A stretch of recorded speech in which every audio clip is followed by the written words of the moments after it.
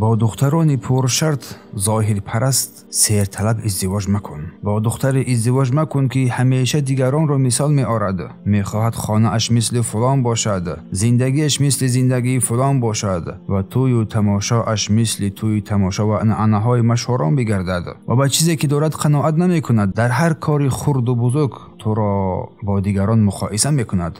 آرامیت را می گیرد و خوشبختیت را خاموش می سازد و می سوزاند و بدان که وی با مال سر هم نمی گردد و با کم هم راضی نمی شود. اگر بسیار بدهی هم قانع نمی گردد و برای خوشنودی او کوشش کنی قدر هم نمی کند. از چنین زن برحذر باش، زیرا او همسر زندگی نیست بلکه راهی تیز به سوی فقر و بدبختی است. و با زن ازدواج مکن که ارزش تو را از روی مالت می بیند، نه از روی شخصیتی تو، نه از روی علم و دانش و فرهنگ تو. با آنکه تو را چون مردی مهربان، سخاوتمند و صبور نمی بیند، بلکه تو را همچون یک کرته بانکی استفاده می برد و بس. سوء استفاده ظاهری به خاطر تأمین آرزوهای شخصی خود با توست و با آنکه برای نیکی تو شکر نمی گوید و هنگام خطا عفو هم نمی کند و خوبی های تو را نیز به یاد نمی آورد، بلکه همیشه طلب و مقایسه می کند و بس. گویا زندگی برای او میدان نمایش است، نه محبت و رحمت و دانش. و از آن زنهای دوری بجوی که در زندگی تنها کاملیت می خواهد و بس، نه سادگی. قناعت را نمی شناسد، زیبایی عادی را نمی فهمد و رنج مردی را که برای عائله خود زحمت میکشد هم قدر نمی کند.